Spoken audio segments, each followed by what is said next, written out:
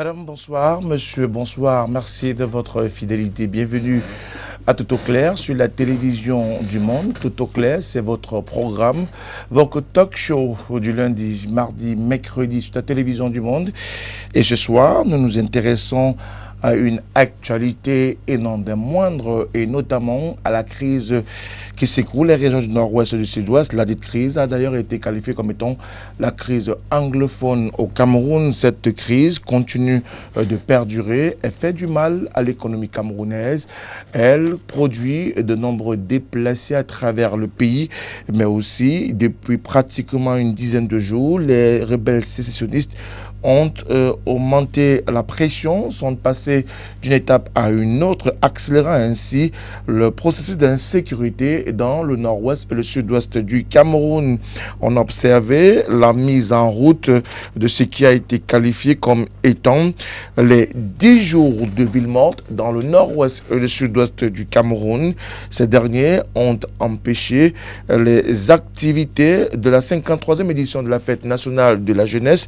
Ces derniers ont également par ailleurs mis le feu, d'après les indiscrétions des autorités, à l'hôpital du district de Kumba. Ce jour, le cortège du gouverneur de la région du sud-ouest du Cameroun, Bernard Okaliabilai, rendu auprès des malades de ces centres hospitaliers sinistrés, a également essuyé une attaque. Fort heureusement, aucune perte en vie humaine n'est à déplorer, juste d'énormes dégâts matériels, des dégâts matériels qui continuent à être plus forts que jamais, qui font des pertes incommensurables pour l'économie. Pourquoi, comment en est-on arrivé là? Pourquoi cette montée et cette recrudescence de la violence dans les régions du nord-ouest et du sud-ouest du Cameroun? Que fait les autorités pour davantage apporter la sécurité pour les populations dans ces deux régions? On le sait, le gouverneur de la région du sud-ouest, par exemple, Bernard Okaliabilai, est descendu sur le terrain pour appeler les populations à barrer la voie aux villes mortes, mais aussi à stopper net les élans de ces rebelles sécessionnistes dans sa circonscription administrative. Mais Bernard Okaliabilai peut-il arriver à ses fins quand on connaît la hargne et la détermination de ces rebelles sécessionnistes qui continuent de faire des ravages? Ces derniers ont même mis à sac, brûlé et même tué le chef d'une localité dans cette partie du sud-ouest du Cameroun. Que se passe-t-il véritablement? Quelles mesures pour stopper les atrocités dans le nord-ouest et le sud-ouest du Cameroun? Voilà la problématique qui est soulevée ce soir dans le cadre de Tout au clair sur la télévision du monde. Mesdames, Messieurs, bonsoir. Bienvenue une fois de plus. Vous faites bien d'être sur la télévision du monde et dans le cadre de ce programme Tout au clair. Merci encore de continuer à nous faire confiance. Vous le savez, Tout au clair est une émission interactive. Vous pourrez donc nous envoyer vos contributions, mais aussi nous envoyer vos questions à travers le 6 99 57 30 26, 6 99 57 30 26, ou alors si vous êtes hors du Cameroun, vous ajoutez l'indicatif du Cameroun 00237 et nous vous ferons le plaisir, le bonheur de partager avec vous soit la question, soit alors la contribution. Dans quelques instants, mesdames, messieurs, la présentation du panel. Bonsoir une fois de plus, bienvenue.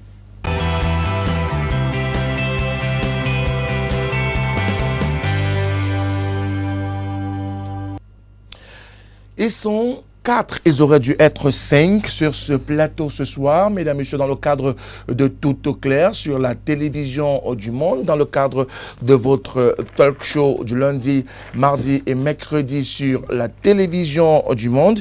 L'un de ces invités a malheureusement eu des impondérables à raison de son programme particulièrement chargé, et l'invité qui ne sera pas avec nous ce soir se nomme Eli Smith. C'est le porte-parole de la All Anglophone Conference qui est conduit par le cardinal Christian Toumi, mais également par le modérateur de la PCC dans le sud-ouest et l'imam central de dans la région du nord-ouest du Cameroun.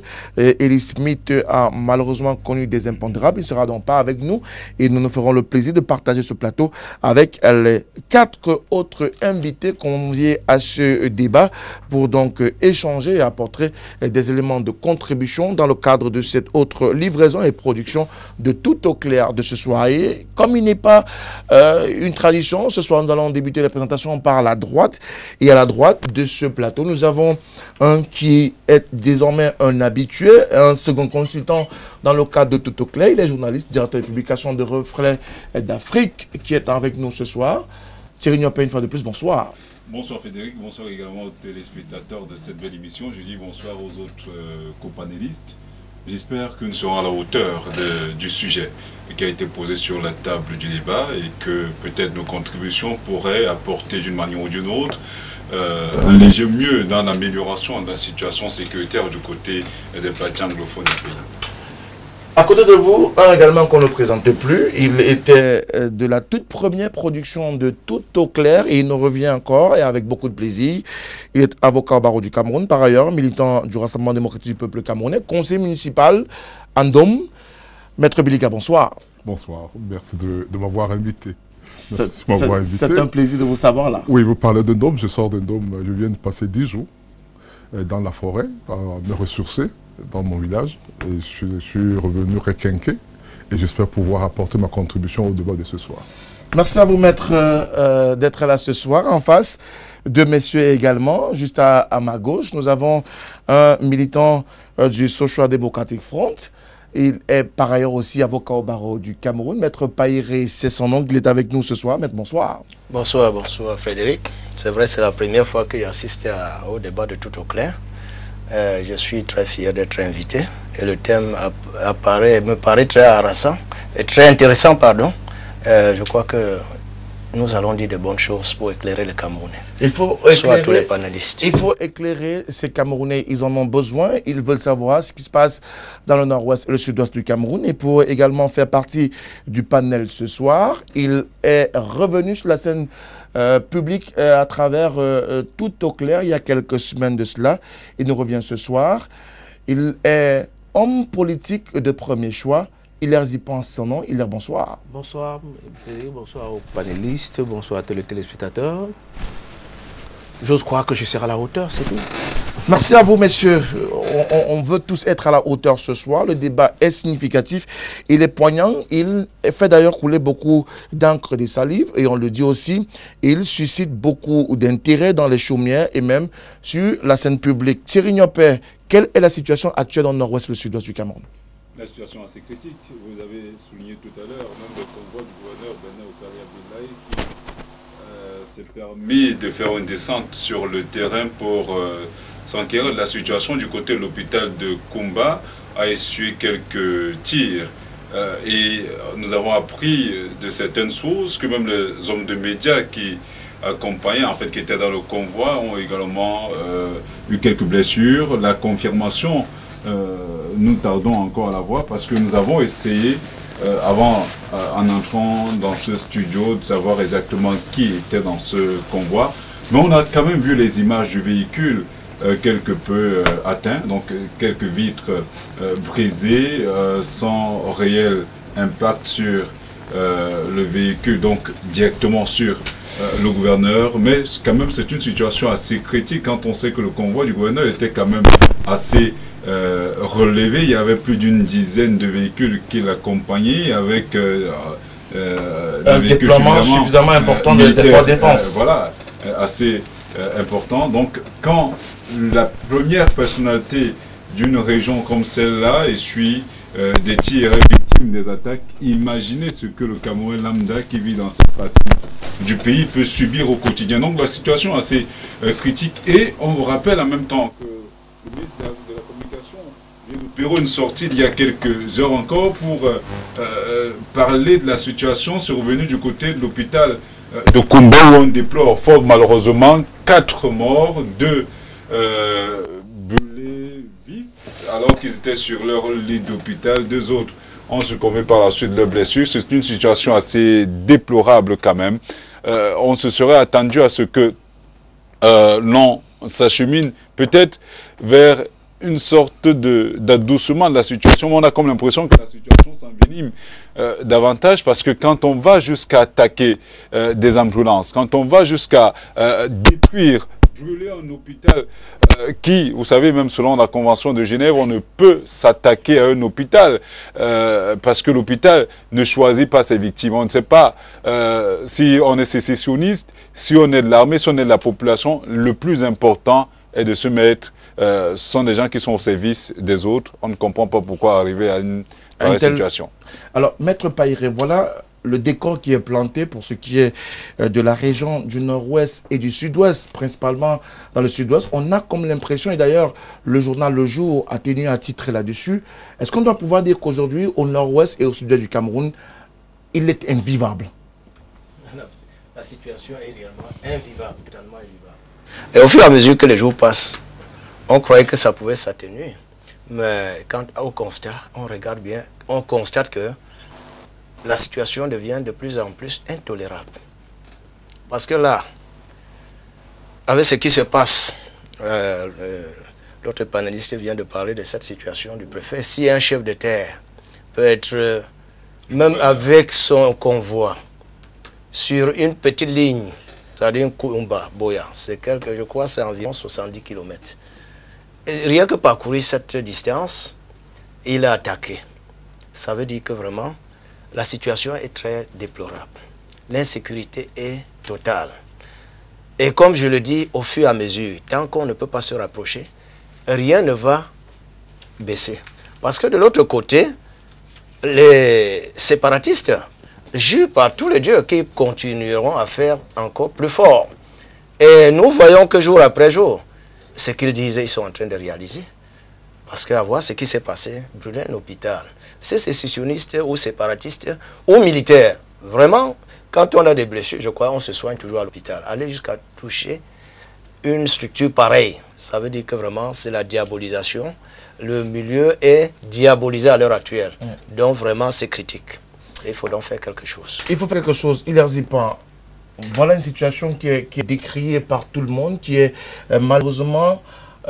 qui fait mal, mais on continue à constater que les séparatistes vont tout de go, ils se plaisent à poser des actions qui semblent passer sans véritablement susciter en retour une certaine riposte des pouvoirs publics. Je ne sais pas si on peut encourager cela ou si on peut encenser cette position, mais toujours est-il qu'à l'analyse, il y a des responsabilités. Le gouvernement en charge de la sécurité des biens et des personnes. C'est au gouvernement qui revient de poser de manière critique l'option qu'elle a prise pour régler cette situation. L'État a à travers ces mécanismes la violence publique à plusieurs degrés. La police, la gendarmerie, l'armée et encore moins le milieu carcéral. À l'utilisation de ces éléments aujourd'hui, on se rend compte que la crise ne baisse pas. La question est de savoir est-ce qu'on oppose à cette crise le meilleur ramdam pour pouvoir résoudre le problème. Ça, c'est la première question. Je pense que tout à l'heure, peut-être en évoluant, on va essayer de trouver la question. La deuxième, qui me semble tout à fait très interrogative, c'est que les séparatistes, les sécessionnistes, la qualification n'y est pas. Les terroristes, on ne sait pas très bien comment les qualifier. S'ils sont séparatistes et qu'ils veulent un État, ils auront besoin d'hériter complètement ces hôpitaux-là. À mon sens, ce n'est plus les séparatistes. Il faut qualifier cela pour trouver le meilleur. Pour nous, c'est des terroristes. Parce que, ni plus ni moins, quand même vous avez besoin d'acquérir un État, vous avez quand même besoin de bénéficier de ce qui existe pour pouvoir continuer si tant que vous voulez être là. On a vu des pays qui ont essayé de faire des sécessions. On a vu l'Érythrée qui s'est coupée de l'Éthiopie. Mais à aucun moment dans le combat érythréen, on a brûlé les hôpitaux. À mon sens. On a vu le Soudan du Sud se séparer du Soudan. Le dire ne veut pas dire que je souhaite qu'on sépare mon pays. Ça, c'est... Et les faits historiques, il faut le rappeler à ceux-là, qui ne pourront pas arriver à la fin. Parce que vous ne pouvez pas faire le procès de votre père ou les actes de votre père pendant que vous n'êtes pas né. Les pères de l'indépendance du Cameroun en 1961 ont répondu à la question suivante. Et là, je les rappelle ça à tout cela. Voulez-vous être indépendant en essayant de rejoindre vos frères camerounais? C'était la question. Et ils ont répondu oui. Donc on ne va pas refaire le référendum. C'est fini. Maintenant, on peut avoir des mécanismes de la crise de la gestion que nous décrions, mais qu'en aucun moment, nous ne prenons les armes pour pouvoir continuer à repousser, à dénoncer tous ceux qui pillent la fortune publique. Donc, une fois que je dis ça, cela me renvoie à un autre. Je les rappelle des faits historiques. Même lorsque l'Union des populations du Cameroun, l'UPC, qui est pratiquement le parti de l'emblème de la libération du Cameroun en 1960, se battait pour l'indépendance vis-à-vis du colon, à aucun moment, l'UPC ne s'est opposé à la formation des enfants à l'école. À aucun moment, l'UPC n'a brûlé les hôpitaux. Alors, la question que je leur pose, il faut leur poser la question. Parce qu'ils nous regardent à la télévision. Mais ils ne seront pas là pour nous répondre. Non, il faut leur poser la question. Parce qu'ils nous répondent à travers les réseaux sociaux. Ils nous répondent à travers les réseaux sociaux. Quand vous regardez les manières où ils utilisent les réseaux sociaux, ils essaient d'être jusqu'au boutiste à travers les réseaux sociaux. Okay. Et nous essayons de leur poser la question suivante. Allez-y. Une fois que vous aurez l'indépendance, vous aurez quelle jeunesse pour pouvoir continuer le combat? Et donc, à tous ceux qui pensent qu'ils sont tapis dans l'ombre, et là c'est ma conclusion pour ce premier jet, et qui pensent qu'ils vont congeler la révolution de l'extérieur pour nous l'envoyer, et que nous ayons dégivré ça ici pour l'appliquer, encore une fois de plus, ils se trompent. Alors, donc mes chers frères camerounais, je dis bien mes chers frères camerounais, il n'y a pas d'issue. Ce gouvernement, à l'heure actuelle, ne remplit pas suffisamment nos attentes.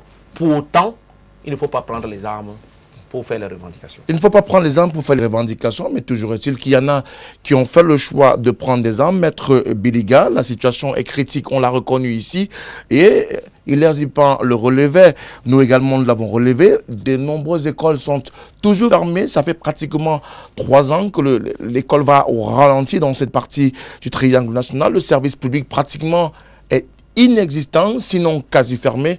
Comment comprendre cette situation? Est-ce qu'on pourrait imaginer les régions du nord-ouest et du sud-ouest sans ces deux entités-là? Je n'ai pas bien compris votre question. La question est simple. Il n'y a pas d'école, il n'y a pas de service public, on n'est plus dans l'État. Bien sûr. Bien sûr. Bien sûr. Et tout à l'heure, M. Zipan l'a si bien dit, quelles que soient les raisons qu'on évoque pour pouvoir défendre une cause, il y a des limites. On ne peut pas empêcher aux enfants d'aller à l'école, même au pire, lorsqu'il y avait l'Afrique du Sud. La guerre que les Nelson Mandela ont eu à faire, ou bien Steve Biko ont eu à faire, c'était une éducation. Ils disaient qu'on ne peut pas prendre les enfants en Afrikaners, qui étaient limités. Il fallait que les enfants aient une éducation assez importante, assez forte, pour les permettre de prendre les rênes du pays le lendemain. On ne peut pas même temps dire qu'on veut prendre son indépendance et hypothéquer l'avenir des enfants qui doivent prendre en main cette indépendance, c'est-à-dire la gestion de cette partie de ce pays, entre guillemets, indépendant. De la même manière, il y a, tout à l'heure, M. Nyobela l'a si bien dit, dans les règles de Genève, par exemple, la Convention de Genève, il y a des règles, même en matière de guerre, qu'on doit appliquer.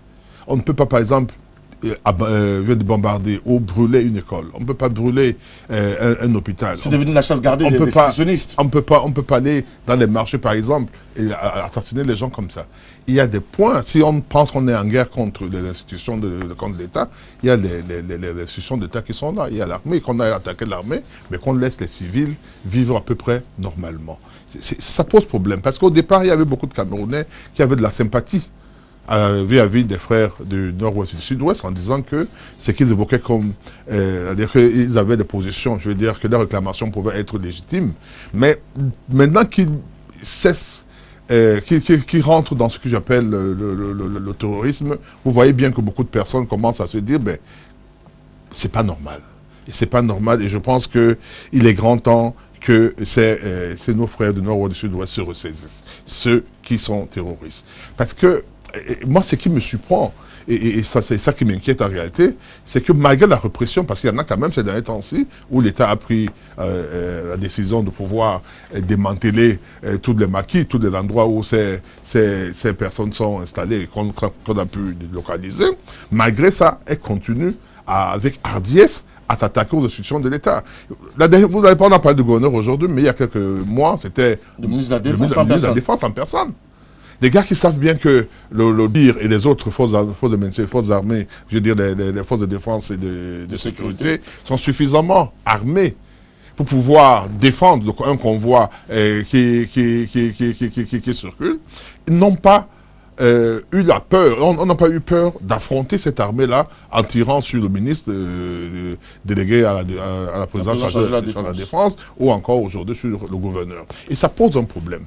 Ça pose un problème parce que monsieur le gouverneur récemment faisait injonction aux fonctionnaires de rentrer au travail.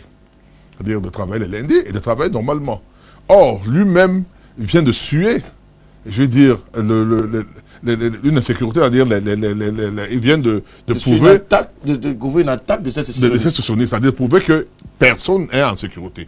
Comment peut-il penser aujourd'hui que ces fonctionnaires qui ont fui, parce qu'ils défendent, ils estiment qu'ils n'ont pas de sécurité, ils ont l'instinct de conservation qui fait qu'ils ne peuvent pas se jeter dans la gueule du loup, comment ces fonctionnaires pourront donc demain rentrer dans leur bureau pour travailler. De la même manière, vous savez bien que la CDC est en banqueroute pratiquement. L'employeur de la CDC, qui est le plus grand employeur après l'État au Cameroun, c'est la CDC, les employés aujourd'hui ne peuvent plus travailler. Ceux qui vont dans les champs, parfois ils sont arrêtés, ils sont mutilés, on découpe les droits, etc. Je dis que sa situation est suffisamment grave. Mais le dire ne suffit pas. Il faut maintenant qu'on trouve des solutions pour que cette situation finisse enfin. C'est-à-dire qu'on trouve peut-être une raison. On a pensé à un moment donné que cette guerre finirait à travers des armes, parce que l'État a manifesté sa fermeté face à ces sécessionnistes et aux terroristes. Aujourd'hui, on se rend compte qu'il y a beaucoup de victimes collatérales, parmi lesquelles ces malades qui ont été brûlés à l'hôpital. Est-ce qu'il ne faut pas réfléchir et trouver une autre solution qui nous épargnerait de ces morts en série? Alors, M. Payere, au regard de la situation, est-ce que le gouverneur Bernard Okaliabila, qui, il y a pratiquement 2 semaines de cela, ou à la veille de la célébration de la fête de la jeunesse, avait instruit, pratiquement recommandé à fonctionnaires de la région du Sud-Ouest de reprendre du travail, sinon ils seront sanctionnés, devrait pouvoir revoir sa posture au jour d'aujourd'hui? Il doit revoir sa posture. Parce que lui qui est entouré d'une escouade de soldats, d'hommes de sécurité, quand il est su vraiment les balles, combien de fois pour quelqu'un qui n'a aucun garde de corps? Rester dans la zone, travailler à tout moment, c'est un gros risque. Je crois que l'État doit, parce que nous parlons pour évoluer vers les solutions, nous comprenons que quelque part, toujours est-il, il faudrait changer de méthode. Parce que dès lors que le président, dans son discours de fin d'année, dit bien, ils déposent des armes ou à défaut, on passera à l'étape supérieure. Bon, ils n'ont pas déposé. Et on est maintenant à une étape supérieure qui demeure improductive parce qu'au fur et à mesure, les gars ne font que durcir le temps. Il faudrait voir autrement. Il y a des solutions. Il faudrait peut-être aller au dialogue. C'est ce que nous allons beaucoup développer. On me dira quelque part que peut-être le dialogue est impossible, mais le dialogue est possible.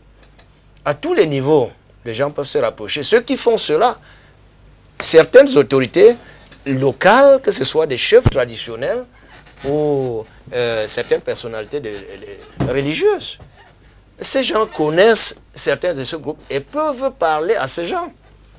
C'est pourquoi je déplore, j'ai toujours dit cela un peu sur les plateaux, la All Conference de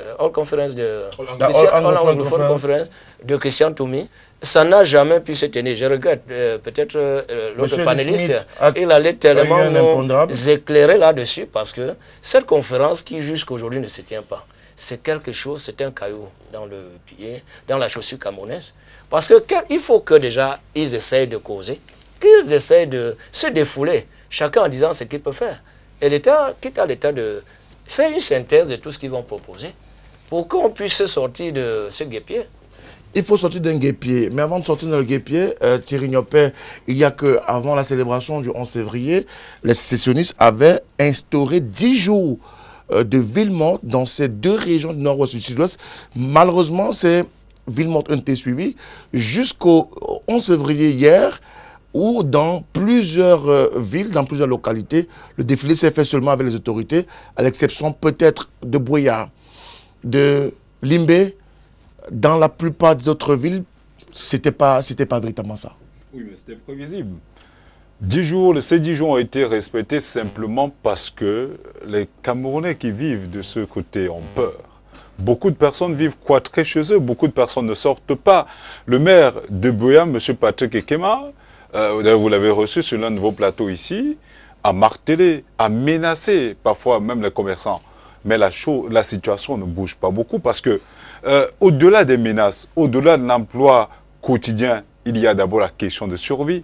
On ne saurait aller au travail quand on sait que en sortant là, une balle peut vous toucher, peut vous abattre à tout moment. Donc il y a un véritable problème de la peur de perdre sa vie. Il faudrait maintenant que les autorités rassurent. Malheureusement, les faits ne militent pas pour ces autorités administratives. Vous évoquiez tout à l'heure le cas du gouverneur Bernard Okaliabila. Je vous rappelle que ce n'est pas le premier cas parce qu'on on parle de ce qui s'est produit aujourd'hui, mais il y a quelques mois, il avait essuyé des tirs à l'arme lourde et les dégâts étaient plus importants que ce que nous avons enregistré aujourd'hui. Donc il faut rappeler quand même aux Camerounais que la situation est assez tendue et assez grave. Et vous avez vu, le président, lors de son adresse, a dit qu'une commission a été créée pour le désarmement. Les choses n'ont pas beaucoup évolué. Un président a été nommé, notamment l'ancien gouverneur de la région ou des régions des centres du littoral.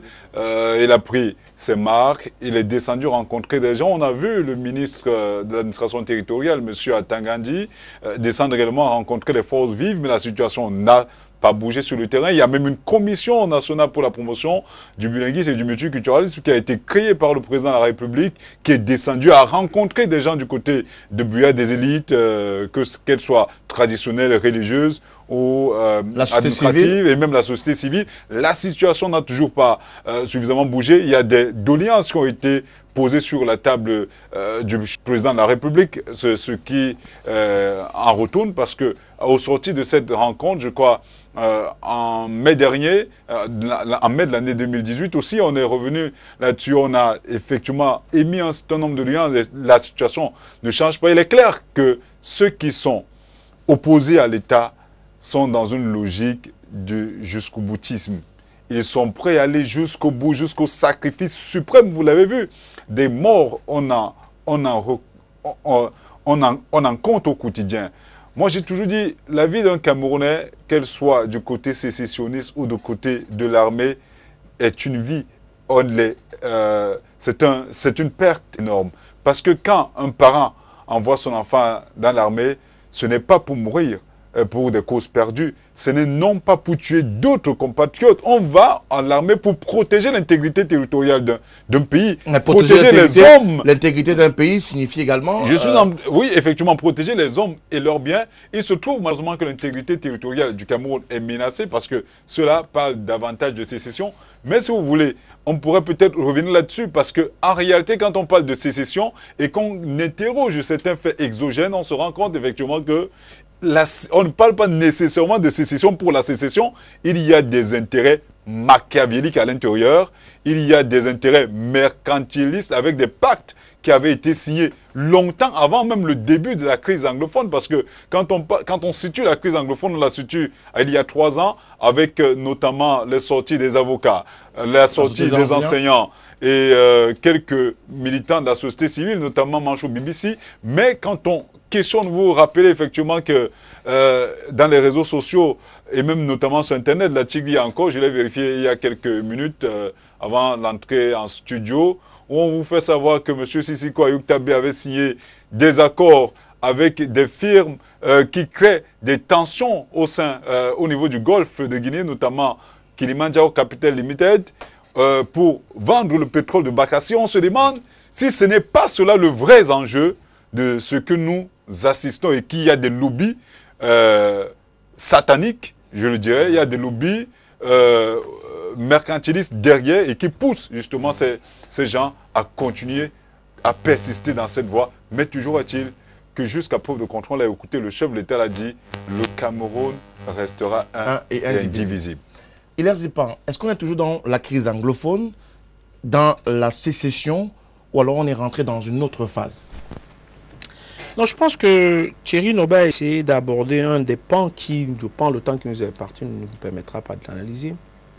Si les gens arrivent à la conclusion qu'il faut une sécession, ça veut dire qu'ils ont mesuré les enjeux géostratégiques qui existent dans la sous-région. Ça, c'est évident. La juxtaposition par rapport au Nigeria, la crise par rapport aux conséquences avec le Biafra, les minerais qui se retrouvent dans cette circonscription, la diaspora elle-même qui influence plus ou moins, le potentiel de ce qui existe, tout cela rentre en jeu pour pouvoir y arriver. Nous sommes dans un monde mondialisé, dans l'économie, dans son interpénétration. Aujourd'hui, de vous à moi, pour faire une transaction économique sans ne plus avoir à gérer l'argent. Il suffit que je mette de l'argent dans mon portable et je vous transfère. Donc tous ces éléments-là concourent en ce que la fertilité de ceux qui veulent la sécession mettent ça à contribution. Mais ce n'est pas de là qu'il s'agit. Ça, c'est une suprastructure qui est très difficile à mettre suffisamment en route parce qu'il faut des espaces. Le premier élément d'un État, c'est sa confiance. Et c'est sa sécurité. Nous sommes venus à cette émission. On ose croire que de par la sécurité qui règne au Cameroun, nous rentrerons à nos domiciles. Donc, personne ne sera là pour nous protéger. Donc, c'est le premier élément. Et ça, les sécessionnistes ne sont pas en capacité de le faire. Du moins, à court terme. Il leur faut un temps suffisamment long qui va être préparé entre la rupture de l'État qu'ils veulent créer et eux-mêmes la sécurité du pays qu'ils vont enclencher. Et là, il faudra, dans ce cas-là, l'opinion internationale qui vient à votre secours. Ça veut dire que les arguments produits pour que l'opinion internationale vienne à votre secours sont de nature à vous permettre. Tel n'est pas le cas pour le moment. Et donc, je ne voudrais pas trop m'aventurer parce que c'est un chemin, il n'y a pas d'issue. Ça n'a pas d'issue. Vraiment, qu'ils le craignent, ça n'a pas d'issue. Par contre, c'est les éléments qui ont permis au président de la République de prendre les décisions une fois que la crise a commencé. Et ça, ces éléments-là, on les a alimentés mal. C'est-à-dire qu'on a dit au président de la République, il y a les gens là-bas qui décident que les enfants n'iront plus à l'école.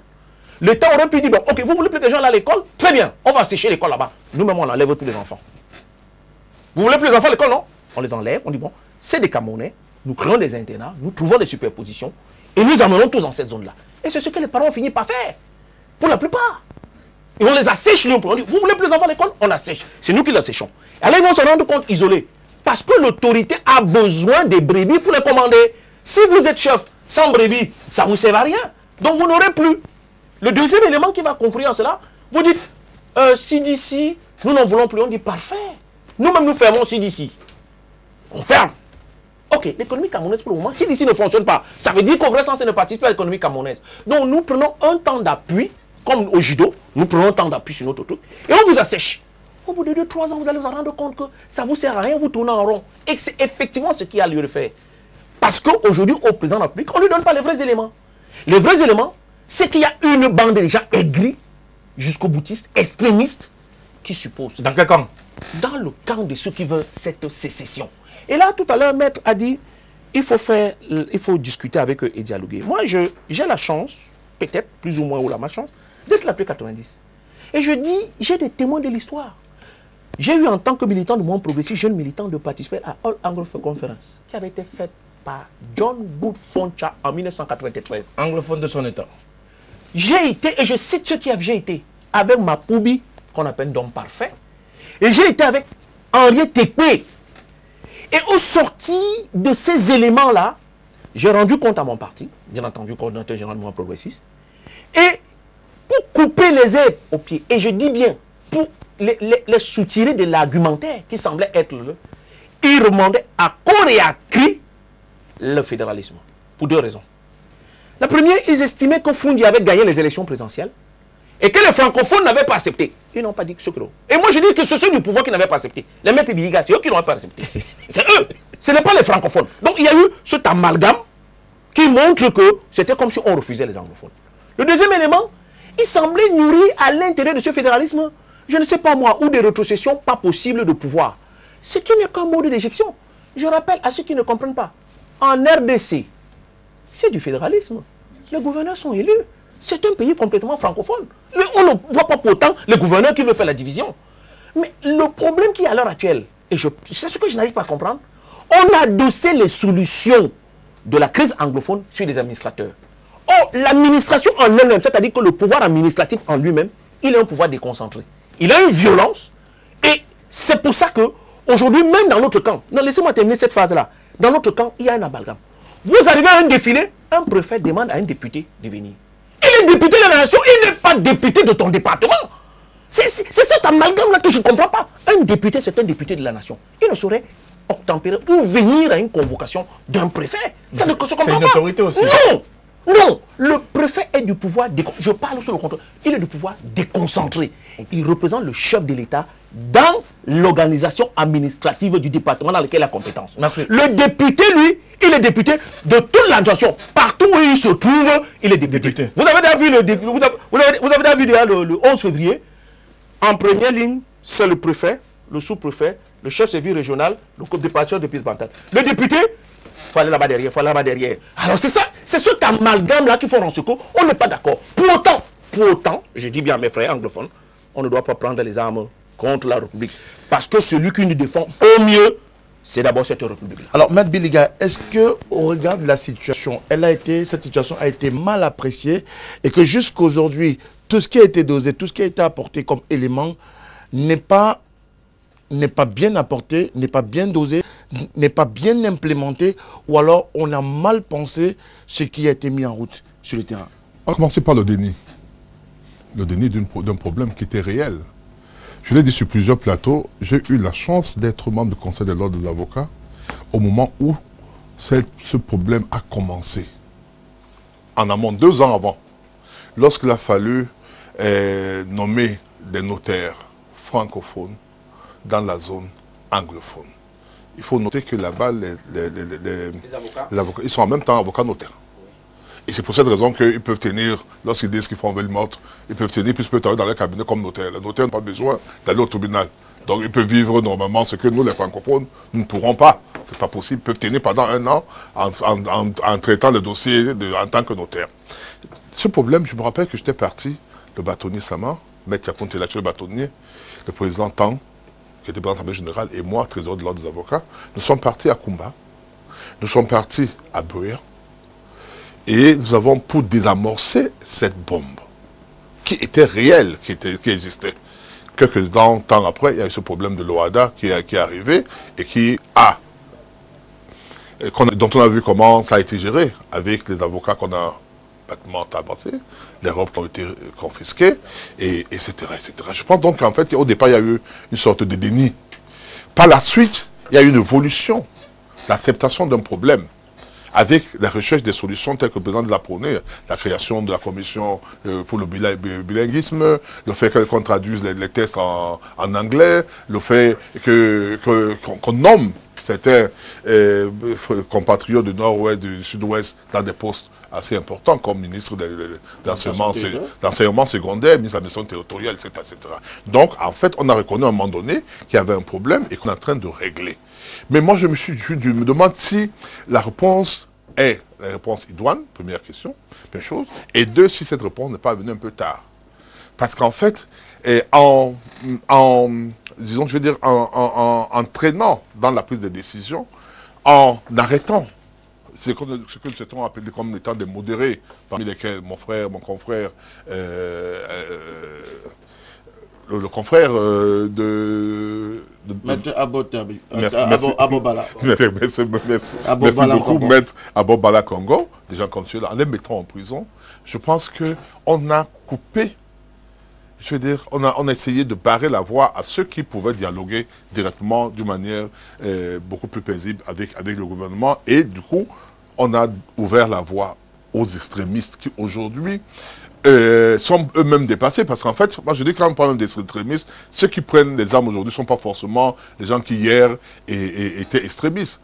Il y a d'autres qui ont dit, ok, la seule solution aujourd'hui pour pouvoir régler le problème, c'est de prendre des armes, et d'autres sont des terroristes qui sont rentrés dans le bain, des brigands. Il ne faut pas le nier.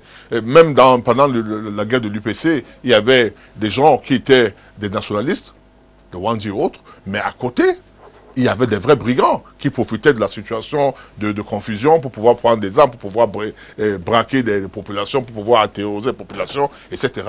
Et je crois que c'est là où ça devient plus compliqué. Parce qu'aujourd'hui, j'ai l'impression que ceux qui sont là, peut-être, ne sont même plus, comment je peux dire ça, sous contrôle d'une autorité extérieure, que ce soit ceux qui sont au Cameroun ou ceux qui sont à l'extérieur, d'une autorité qui a une influence sur ces personnes-là. Est-ce que ces personnes qui aujourd'hui prennent des armes ne prennent pas ça pour eux-mêmes? Mais vous savez, il y a beaucoup d'enlèvements au niveau des avocats. Ces terroristes enlèvent des avocats dans le nord-ouest, sud-ouest. Moi, j'ai eu la chance, enfin, j'ai eu la chance, c'est pas ce qu'on appelle la chance, j'étais au nord-ouest en novembre. J'étais au nord-ouest en novembre, et je ne peux pas vous dire la peur panique qu'on a ressentie auprès de confrères. Certaines de leurs maisons étaient brûlées dans le village. D'autres étaient menacés dans leur village, on brûlait. Et je me rappelle que la mère d'un confrère nous disait, allez, il était 17h, je crois, 30, il disait, sortez vite de la maison. Sortez, mes enfants, pardon, allez-y. Nous sommes sortis en catastrophe. Malheureusement, on n'est même pas arrivé à la frontière, entre guillemets, du nord-ouest avant 18h. Donc on a été arrêté à 18h05 ou 18 minutes. Il a fallu négocier pendant environ 10 minutes pour qu'on nous permette de sortir pour aller de l'autre côté dans la région de l'ouest, à Babadjou. Et de l'autre côté également, on a été arrêté pour nous dire, écoutez, vous avez dépassé 10 minutes, vous allez dormir ici. Pour vous dire qu'en fait la peur, elle est réelle. Cette peur était moins grande au niveau du sud-ouest, à Limbé, notamment, parce qu'on allait par la suite à Limbé, et à Limbé, la vie était à peu près normale. Sauf qu'on nous disait, n'allez pas à Boya. À Boya, c'est sur la route de combat également, il y a des poches d'insécurité. Donc je veux dire que nous, on a vécu ça. Tout à l'heure, vous parliez des enfants de l'école, monsieur Zépan le disait. Moi, mon enfant était à... J'ai 3 enfants qui sont anglophones. Il y a le dernier était à... Ça, c'est collège. J'ai dû l'enlever là-bas. Lorsque les problèmes d'insécurité se sont accentués, je suis parti le prendre avec sa valise. On est rentré par ici et il est là avec nous. Pour vous dire que personne ne gagne dans cette situation d'insécurité. Personne. Nous avons une belle station balnéaire au niveau du sud-ouest, à Limbé, Bakingili et autres. On ne peut pas y aller. On a peur, parce que même quand vous allez, vous vous dites, mais une balle perdue, ou la situation peut changer à n'importe quel moment. Nous avons intérêt à ce qu'il y ait la paix, et pour cette raison que je dis que le gouvernement doit pouvoir régler ce problème, en évitant d'autres poches de tension. Et là, je fais peut-être une petite digression, en disant qu'aujourd'hui, par exemple, il y a nos confrères qui ont été arrêtés, nos confrères avocats, qui ont été arrêtés. C'est dans le cadre de notre affaire. Oui, mais je veux dire que non, mais ça rentre toujours dans la position que les gens font du gouvernement. Vous imaginez bien qu'un avocat, lorsqu'on arrête des avocats, comme on interdit aux avocats d'exercer d'aller rencontrer leurs clients, tout de suite les gens disent, attends, ce gouvernement-là, c'est un gouvernement... On est dans un autre cas de figure, maître. On va prendre quelques SMS avant de poursuivre le débat. Bonsoir au plateau, LTM Télévision. Moi, c'est Njikam Mombanga Abdel Makaï. Je suis vraiment dépassé par les événements qui se déroulent actuellement dans notre cher et beau et tendre pays. Je pense que le président de la République doit faire arrêter tous ces calomnies de nulle part, des lâches qui n'arrivent pas à se faire voir et qui osent attaquer des hôpitaux. Vraiment, c'est grave, la situation est difficile et est en train de s'enflammer. Monsieur les dirigeants, nous vous demandons de répondre à ces points précis-là pour que plus jamais nos hôpitaux ne soient brûlés par des sécessionnistes. Un autre SMS qui nous est arrivé. Bonsoir à tout le panel, surtout à Maître Payiré. C'est satanique ce qui se passe dans le nord-ouest et le sud-ouest du Cameroun. J'allais dire diabolique même de brûler un hôpital avec des malades en situation critique. Et malheureusement, on connaît la conséquence. 4 morts pour la plupart des malades. C'est véritablement insensé pour ces individus qui se qualifient comme étant des sécessionnistes. Pourtant, ils sont la main gauche du diable Apollinaire Diazet de PK8 à Douala. Un autre SMS, cette fois-là, qui nous vient de l'étranger, puisqu'il porte l'indicatif 1 et 872 244 49 04. Bonsoir à tout le plateau. Je suis le roi Abdel Makaï de Toronto. Je suis d'origine camerounaise. J'ai honte de le dire actuellement, vu la situation qui se passe actuellement dans notre pays, au point où même les étrangers on parle déjà ici de ce problème de la crise anglophone qui se déroule dans notre pays. Monsieur Paul Biya, s'il vous plaît, ne doit pas baisser les armes face à ces lâches, à ces bandits et à ces individus qui semblent se qualifier comme étant les sauveurs ou alors les sauveurs de la zone anglophone, mais qui pour autant sont des bandits de grand chemin.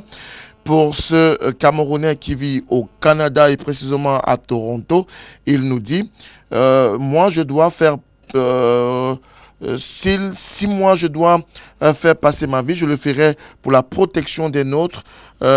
Tout le monde doit se mettre en main pour barrer la voie à ces soi-disant ambazoniens. C'est quoi Ambazonie? C'est ce qu'il pose comme question.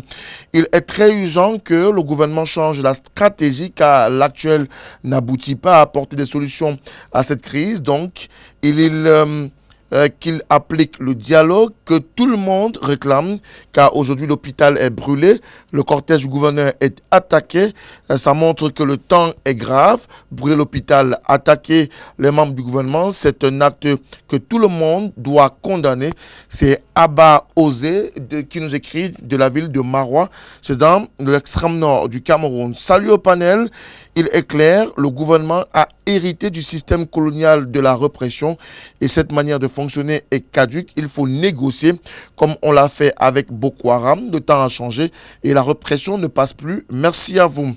Jean-Pierre de Deido nous envoie également son SMS. Bonsoir au panel. Je m'offusque auprès de maître Joseph-Claude Biliga qu'il sache que les personnes responsables de ce qui arrive dans les zones anglophones sont les collègues avocats, notamment maître Akbor Bala et les autres. Je suis sûr que sa conscience va le juger jusqu'à la fin de sa vie. C'est Jean-Pierre qui le dit. Bonsoir. Pourquoi le chef de l'État ne va pas faire face aux anglophones dans cette situation? La situation est simple. Le gouvernement sait avec qui dialoguer. Exemple, le cardinal Christian Toumi en est un, que le gouvernement initie le dialogue et libère les prisonniers politiques Stéphane depuis Bamenda dans la région du nord-ouest du Cameroun. D'ailleurs, l'un des épicentres même de cette crise anglophone qui continue de faire de nombreux ravages dans cette partie du pays. Bonsoir le panel. La situation dans le nord-ouest et le sud-ouest est savamment créée dans les laboratoires du parti État. C'est son point de vue. C'est Jules de Yaoundé. Dans la mesure où ils ont embastillé les modérés, ouvrant la voie aux radicaux qui sont toujours avec nous depuis belle lurette. J'ai donc dit, c'est Jules qui nous a envoyé ce SMS. Je suis Abdou. Et j'envoie ce SMS. Je vous écoute depuis Yaoundé. Il faut que l'État camerounais pense l'avenir de ce pays. Nous ne sommes pas d'accord pour la cession du Cameroun, mais que l'État sache que seul le dialogue nous permettra de sortir de cette crise. Il faut que les autorités, les opinions et les arrêts de menaces inutiles soient stoppés net par les autorités. Bonsoir. Il faut qu'on se dise les vérités, que ceux qui refusent de collaborer avec l'armée regardent donc, ces voyous sont protégés par certains autochtones. Hyacinthe de Yaoundé qui nous a envoyé ce SMS. Bonsoir à vous sur le plateau. Monsieur Nyobé, en tant que journaliste, ne fait pas des analyses objectives. Le gouvernement a toujours réglé les problèmes au Cameroun par la violence. C'est Martin de Biémassi qui envoie ce SMS. Et puis, on va prendre 2 SMS avant de passer la parole à aux panélistes. Le pouvoir me semble se plaire de cette situation. Imaginez les fonds qui sont débloqués chaque jour. La solution de ces problèmes dans le nord-ouest et le sud-est du Cameroun n'est pas militaire. Une simple parole douce du président de la République ferait désamorcer les hostilités. C'est horrible ce que nous vivons ici dans le nord-ouest du Cameroun. C'est Vincent de Bamenda qui nous envoie ce SMS. Bonsoir, je suis d'accord avec Hilaire Zipang qu'on retire les élèves, on construise des internats et qu'on mette ces zones en quarantaine. Richard de Yaoundé qui nous envoie ce SMS. Bonsoir à vous, le panel. Le problème anglophone est une patate chaude pour le gouvernement de la République parce que certains collaborateurs ont vite fait de rassurer le chef de l'État qu'il n'y avait pas un problème anglophone. Aujourd'hui, le gouvernement a du mal à revenir sur sa position. C'est Marc de Kousséry qui nous a envoyé ce SMS. Thierry Niopé, au jour d'aujourd'hui, est-ce qu'il est possible de repenser au dialogue?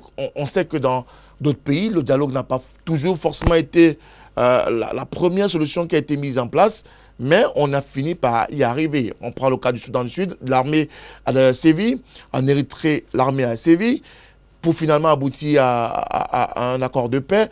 En RCA, les rebelles et le gouvernement ont finalement obtenu un accord de paix il y a quelques jours. Mais ce que vous ne semblez pas également souligner, c'est que les belligérants étaient connus. On savait exactement qui était en face, avec qui dialoguer. Au Cameroun, vous avez cité tout à l'heure certains avocats dont je ne vais pas citer le nom ici. Vous avez avancé. Pour moi, je reste convaincu que les vrais commanditaires de ce qui se passe actuellement dans le sud-ouest et le nord-ouest sont ailleurs. Il y a une partie actuellement en exploitation dans les géoles du Cameroun, mais le cerveau de ce qui se passe est ailleurs. Sur le terrain, pour moi, je continue à croire qu'il y a une horde de brigands qui a décidé effectivement d'embastiller et de dicter une autre loi sur le terrain. Parce que les rapports qui viennent de ce côté vous laissent entendre effectivement qu'il y a des gens qui ont décidé, par exemple, parfois la barbe des autorités ou des gendarmes et des militaires, les barricades sont dressées, les militaires savent exactement où se trouvent les barricades, mais personne n'ose s'y aventurer, on ne sait pas bien pourquoi. Mais quand vous regardez des images où vous voyez un jeune compatriote, parce qu'il est en treillis, se faire décapiter, ce sont des images extrêmement choquantes parce qu'il a été engagé pour servir une cause nationale, parce qu'on continue, on le dit, quand on porte la tenue, c'est pour défendre l'intégrité territoriale.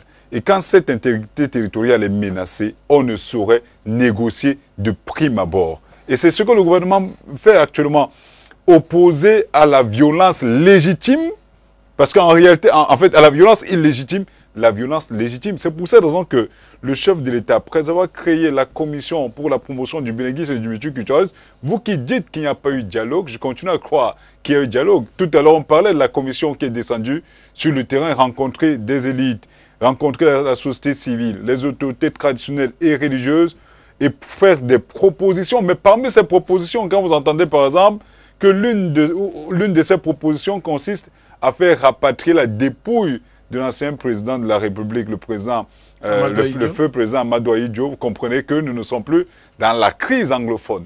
Il y a d'autres problèmes qui naissent au fur et à mesure que l'on évolue. Il faudrait que l'on le comprenne.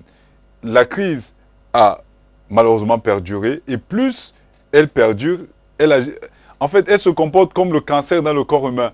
Elle va laisser nécessairement des racines qui sera difficile d'extraire si on continue dans cette voie. Le chef de l'État dit « Force reviendra à la loi ». Il est plus que jamais urgent de tout faire pour que Force revienne à la loi, parce que quand vous voyez une horde de personnes aller s'attaquer aux hôpitaux, alors que même des conventions internationales, tout le monde le sait, même dans une guerre asymétrique, on n'a pas vu Boko Haram attaquer les hôpitaux. Pourtant, la guerre était assez violente. On a porté les armes contre ceux qu'on qualifiait ne pas être des Camerounais. Mais aujourd'hui, on est face aux Camerounais et on comprend peut-être la gêne des autorités administratives. Je vous rappelle que l'armée camerounaise n'attaque pas encore. L'armée camerounaise n'attaque pas encore. C'est pour cette raison qu'en créant la commission de désarmement, le chef de l'État a dit « Venez déposer les armes et peut-être à partir de là, l'on va davantage ouvrir la table des négociations. » Parce que si l'armée camerounaise attaquait, parce que M. Zipan dit tout à l'heure, c'est que je suis convaincu que cette partie du pays a été totalement rasée. Parce que quand vous regardez les fusils qu'ils utilisent, ce sont des arbalètes, ce sont des fusils de chasse. Ça ne peut pas faire le poids face aux fusils d'assaut. L'armée camerounaise, si l'armée camerounaise attaque ces zones-là, je vous assure que même avec des drones, on pourrait identifier où se trouvent des gens. On sait même où beaucoup se trouvent parce que les barricades sont dressées parfois devant eux. Mais ils n'ont pas l'autorisation de faire feu, ils n'ont pas l'autorisation d'attaquer. Ils se défendent jusqu'à présent. Le jour où l'armée camerounaise va réellement attaquer sur le terrain, vous verrez que des cas... Vous avez vu, toutefois que l'armée camerounaise a attaqué, on a parlé en termes de dizaines de morts de ce côté. Alors, Maître Payero, vous parliez de dialogue, mais est-ce qu'il est possible de discuter, de dialoguer avec des personnes qu'on ne connaît pas, d'un, de deux, avec des individus qui viennent attaquer et régulièrement vos positions, viennent attaquer vos enfants, viennent détruire vos édifices publics, viennent détruire même les hôpitaux au jour d'aujourd'hui? C'est pour dire, il faut un peu parler peut-être des causes lointaines de cette crise. Parce que la crise anglophone, comme on le dit, c'est une crise politique, une crise économique et même sociale. Ce que nos compatriotes de la zone anglophone vivent, c'est presque ce que nous vivons. Et c'est aussi le système camerounais, le système de gouvernement camerounais qui fait problème. Parce que l'excès de concentration de pouvoir, c'est ça qui est à l'origine de ce malaise. On a beau dire les gens sont tapis. Bien sûr, les gens sont tapis à l'extérieur parce que les ramifications vont un peu partout. Les gens profitent maintenant d'une situation. Chacun peut devenir aujourd'hui un enleveur. Les gens sont devenus des enleveurs. Ce n'est pas, quand on vérifie bien, ce ne sont pas toujours ces séparatistes. Certains pour le moment se font des sous en enlevant des personnes pour se faire rançonner. Donc à l'heure actuelle, quand nous voyons tout cela, on devrait comme solution, je parle du dialogue, mais le dialogue aussi, ça pouvait passer par une espèce de décentralisation. La constitution de 1996, c'est une très bonne constitution qui a bien parlé de cette déconcentration. Le système camerounais, c'est que on laisse des choses pourrir, on n'anticipe pas. Le défaut d'anticipation. Quelqu'un a dit tout à l'heure sur le panel, sur le plateau ici, je crois que c'est Maître Biliga, on pouvait bien. Il y a des choses qu'on pouvait utiliser même ces avocats à temps. Mais on laisse d'abord que ça pourrisse. Et maintenant, on cherche des solutions. Voilà le problème camerounais. Donc, comme solution, il faudrait ouvrir. Mais quand vous voyez maintenant, le parti et le système en place voudrait bien parler des régions, des régionales. Voyez-vous, quel système est-ce qu'il veut utiliser? Il veut bien dire, on commence d'abord par les régionales avant d'arriver au municipal. Or, quels sont ceux qui vont voter à la régionale? Ce sont les conseillers municipaux. Comme déjà le parti en place a sa majorité obèse, il voudrait profiter pour faire ce qu'il a fait lors des sénatoriales. Vous avez vu ce qui s'est passé? Il a fallu que le SDF soit très fort pour arracher quelques 7 sénateurs à Bamenda. Donc vous voyez tout ça. En décentralisant, en déconcentrant d'une manière sereine, le SDF, lui, a parlé même du fédéralisme parce qu'à un certain moment... Vous, en tant qu'acteur politique, vous mettrez en œuvre, vous mettrez en place le cadre du dialogue, certains l'ont qualifié de dialogue inclusif. Comment ce dialogue peut se faire en l'état actuel dans le nord-ouest et le sud-ouest du Cameroun? Ça peut bien se faire. Comment? Et il y a des êtres vivants. Ça ne bouge pas là-bas avec les morts. Et il y a des autorités traditionnelles. On a parlé tout à l'heure d'un certain... Qui sont assassinés. Une autorité charismatique comme Toumi. Est-ce que le gouvernement a voulu un peu parler avec Toumi? Le gouvernement ne veut pas parler avec Toumi. Toumi va organiser une conférence. On interdit un simple sous-préfet. On a parlé tout à l'heure la façon de s'asseoir. Les hommes élus par le peuple. Parce que vraiment, quand on a... Voilà un Maître Biliga qui est élu. C'est un élu du peuple. Parce que quand le peuple porte sa voix, est-ce que c'est le peuple qui vote le préfet? Le peuple ne vote pas le gouverneur. Mais l'autorité élue est minimisée par rapport à l'autorité nommée.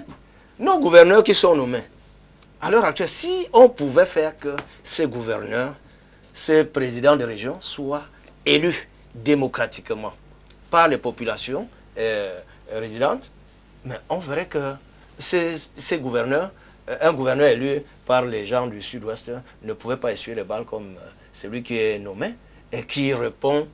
C'est pas une certitude non plus. Oui, bon, c'est pas une certitude, mais là où on se trouve, je me dis que si les populations avaient la même mise par rapport au choix, je crois qu'ils ne pouvaient pas être tellement menacés comme il le fait actuellement, surtout qu'il répond surtout de l'autorité venant de centrale. Quand l'autorité centrale dit c'est la force, lui dit aussi c'est la force. Et là, les sécessionnistes, les séparatistes qui sont là, on croit que sur une poignée, on dit bien qu'ils ont des armes artisanales. Mais ces armes artisanales, nous ne souhaitons pas, nous pleurons, mais ça fait des dégâts énormes. Ça fait des dégâts énormes. Nous regrettons, c'est pourquoi nous disons il faut continuer dans la voie du dialogue. Il faut continuer dans la voie du dialogue, mais de quel dialogue il s'agit? Je n'ai pas d'expérience qui me commande à perspectiver sur ce qui est de la crise anglophone. Je prends quelques petits exemples. Lorsque l'Irlande a voulu se détacher de Londres, au-delà de la partie militaire, dans le Sinn Féin, il y avait la partie politique, il y avait l'aile politique qui négociait. Ça, c'était la première des choses. Lorsqu'on lit un peu les mémoires de Nelson Mandela, quand il a décidé de négocier avec les Blancs pour pouvoir sortir de l'apartheid, il en était convaincu que l'atmosphère, il fallait d'abord la décrisper en essayant d'abord de se battre à l'intérieur pour libérer tout le monde et sortir en dernier lieu, bien entendu, le 11 février 1990. Je pense que c'est les exemples qu'il faut me communiquer. Maintenant, la crise anglophone, il y a un peu de tout. Et bien entendu, à l'absence, parce que je suis un homme politique, donc je suis un homme d'action. J'ai cherché plus ou moins des penseurs qui ont écrit, des sociologues. Il n'y en a pas beaucoup. Mais lorsqu'on tire dans la partie historique de la crise, on s'en rend compte qu'il y a quand même des phénomènes que le Cameroun a expérimentés, mais qui étaient très compliqués à mettre en pratique. C'est-à-dire que c'était de juxtaposer deux philosophies de culture occidentale importées sur les cultures traditionnelles africaines. Déjà qu'une seule importée, de par la colonisation, sur les cultures africaines est déjà difficile à appliquer.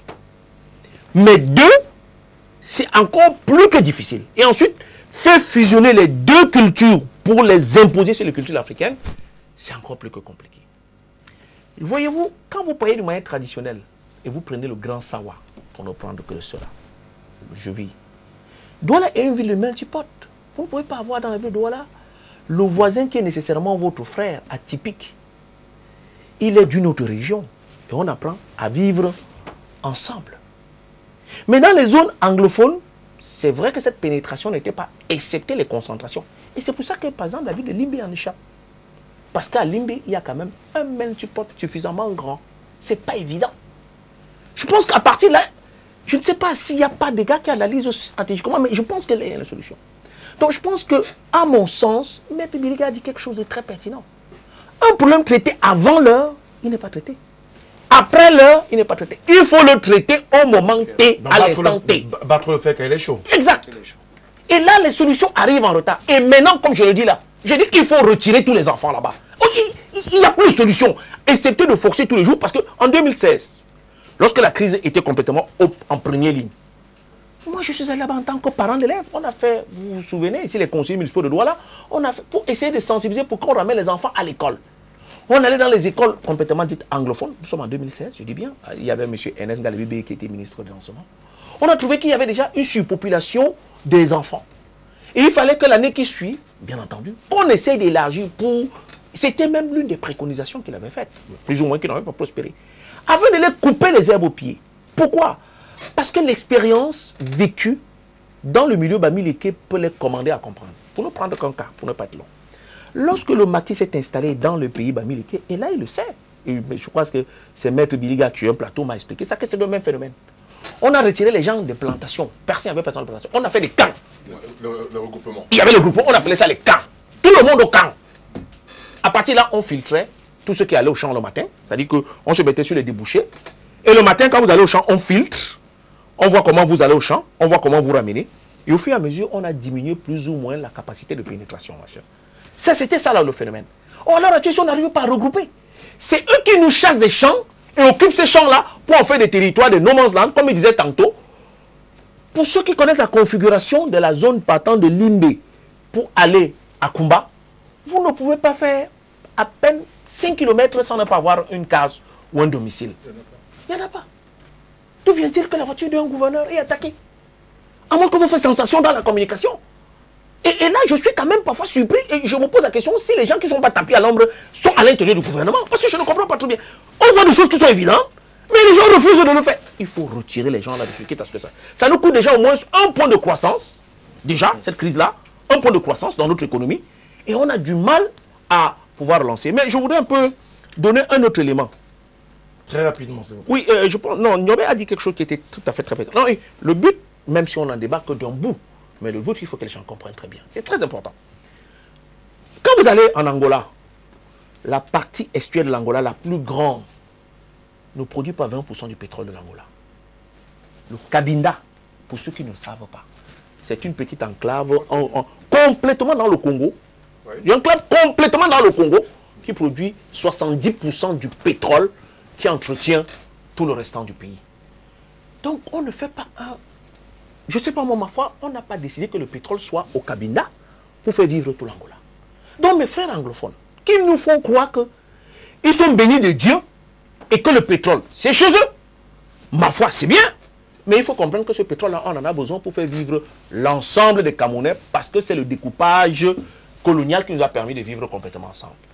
Et l'intelligence que nous avons nous commande que, comme il le disait tout à l'heure avec une armée républicaine, quand un gars de Kolofata ou de l'extrême nord décide de s'engager dans les forces de l'ordre, dans les forces de sécurité, au moment où on était le plus fort dans la crise avec le Nigeria, va mourir complètement parce qu'il défendait Bakassi, il ne défendait pas le pétrole du sud-ouest.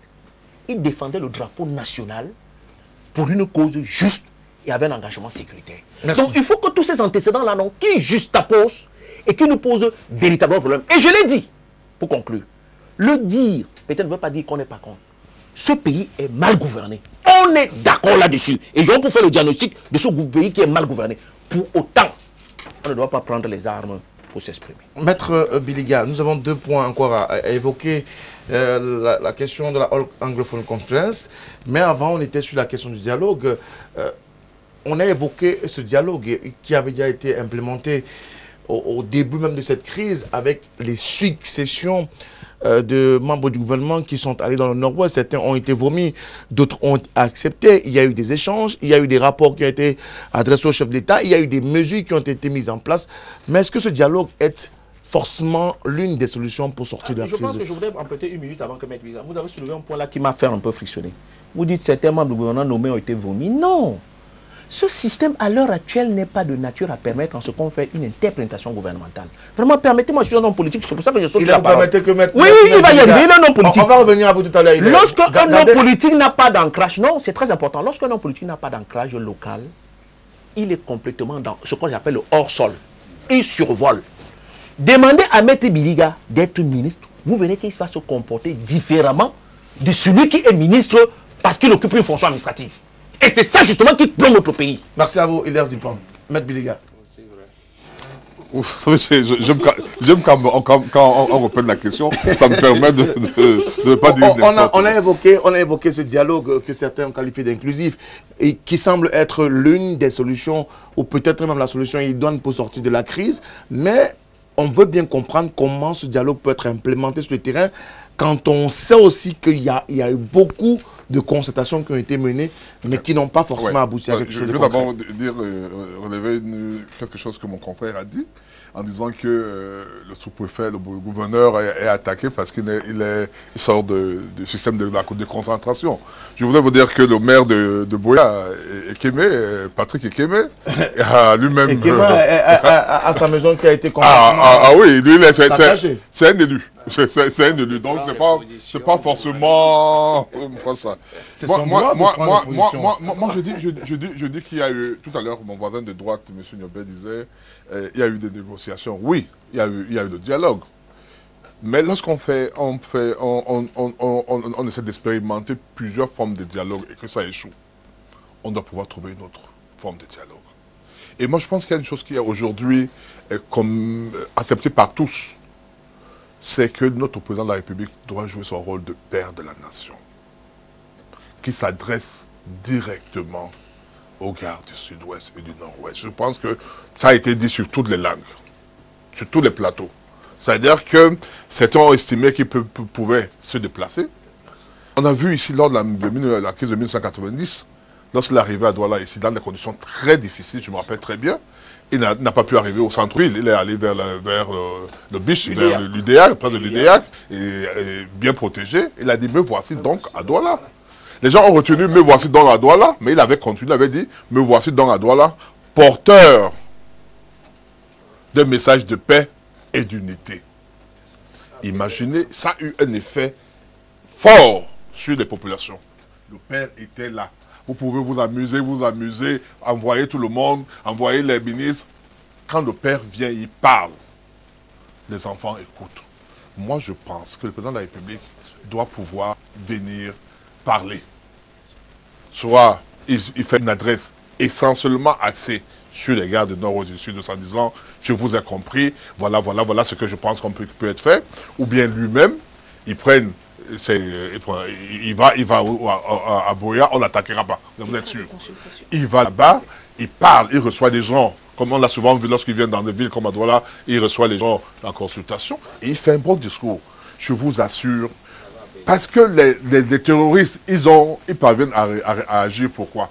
Parce qu'ils ont des complicités dans leur village. Le chef du village, le voisin, tout le monde, on les connaît. Moi, je dis ce que je suis arrivé à Bamenda, les gars, on vous dit les terroristes, on les connaît. On m'a dit, nous, par exemple, on a dit, dans tel endroit, faites attention parce qu'on pouvait être agressé quand vous rentrez. Et on a failli être agressé pendant qu'on rentrait. On nous a dit avant, à tel endroit précis. Les gens savent, comme je disais tout à l'heure, on sait où ils sont. Et pour que ces gens puissent être mis en minorité, mis de côté, il faut que les autres se sentent qu'effectivement, papa a parlé. Le père de la nation a parlé, nous devons nous aligner et le suivre. Aujourd'hui, j'ai expliqué sur l'un des plateaux, je disais que comment vous ne pouvez pas comprendre, par exemple, qu'à nouveau de Boko Haram, Boko Haram nous a attaqués, tous les Camerounais sont levés comme un seul homme. Il y a eu des comités d'autodéfense, des comités qui sont même en place aujourd'hui dans les villages. Les gars ont sacrifié leur vie, certains sont morts pour cela. Pourquoi on ne peut pas trouver ces mêmes comités dans le sud-ouest et le nord-ouest? C'est parce que quelque part, les gars du sud-ouest et du nord-ouest se ressentent plus ou moins complices ou solidaires du comportement de ces terroristes. Pourquoi ne pas les couper l'herbe sur les pieds par une adresse, par un déplacement du président de la République qui est quand même le seul que nous avons voté d'une manière unanime. Lui, notre, je veux dire, qui a été voté, je veux dire, dans un suffrage universel, à circonscription unique. Nous sommes peut-être des élus, mais nous sommes dans des circonscriptions bien déterminées, donc locales. Et moi, je dis que c'est une solution également qu'on peut envisager. On peut envisager. Parce que la dernière fois, lorsque le président a parlé en disant, le 31 décembre, vous déposez les armes ou on vous neutralise. Oui, ils n'ont pas déposé les armes. Voilà un hôpital qui vient de brûler. Voilà le gouverneur qui vient d'être attaqué. Qui sait demain ce qui va se passer? Ça veut dire que la solution n'est pas forcément une solution militaire. Même comme nécessairement, il faudra bien que la guerre finisse. Et je dis, cette guerre on doit se dire qu'on ne doit jamais aller à la sécession. Et je dis, il n'y a aucun pays qui a accepté la sécession de gaieté de cœur. Regarde ce qui se passe avec la Corse. Regarde ce qui se passe avec l'Espagne. Aujourd'hui même là, les responsables de la Catalogne sont traduits devant les tribunaux. Et c'est même, je veux dire qu'ils risquent même des peines graves de 25 ans de prison. Oui.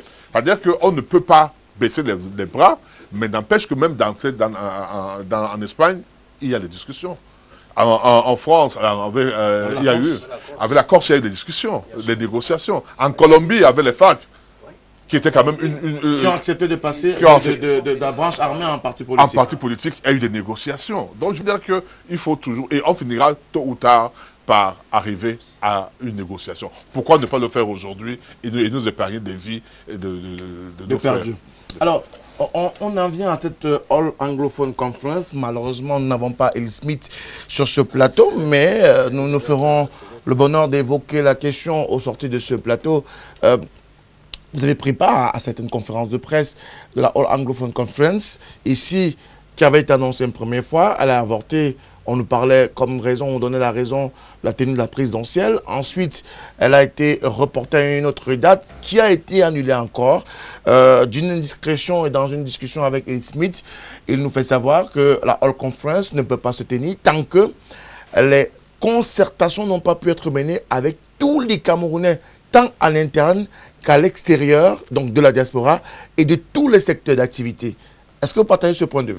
Oui, mais justement, parce qu'on a eu comme l'impression au début que les initiateurs de cette grande messe, qui était d'ailleurs la bienvenue, n'ont pas suffisamment pensé le projet. C'est la raison pour laquelle, parce que pour trouver des interlocuteurs valables, il fallait bien évidemment questionner des gens en interne. Parce que le travail qui a été abattu par Philémon Yan n'est pas un travail assez holiste, il n'était pas assez global, il n'intégrait pas nécessairement toutes les forces vives. Parce que ceux qui portent des armes n'étaient pas à cette table de dialogue-là. Ceux qui portent les armes sont embusqués, sont dans des forêts, ils n'étaient pas là. Est-ce que ceux qui ont discuté avec le Premier ministre, l'ancien Premier ministre Peter Mafan Moussongue, avaient porté les doléances de cette minorité-là? Je ne pense pas. Donc, l'initiative du cardinal Christian Toumi et ses pairs était la bienvenue. Malheureusement, elle a été quelque peu, je dirais, malmenée par des forces internes, malheureusement endogènes au système gouvernant. Vous vous rappelez ce qui s'est passé avec le maire Patrick Ekema, qui allait jusqu'à dire que même s'ils avaient l'autorisation de l'autorité administrative, cette conférence ne se tiendrait pas à Buea, qui est sa ville en tant qu'élu. Voilà l'une des positions qui démontre quand même que même au sein de l'établissement, il y a un réel problème. Pourtant, il est question effectivement d'ouvrir, renouer les fils du dialogue. Mais dialoguer avec qui? Voilà la principale question. On a pris Sissiko Ayuk-Tabe et les autres. Ils sont en exploitation. Donc le procès, d'ailleurs, a toujours en cours. Ils sont en exploitation. Le procès a été envoyé à une date ultérieure. Vous avez vu qu'il se fait...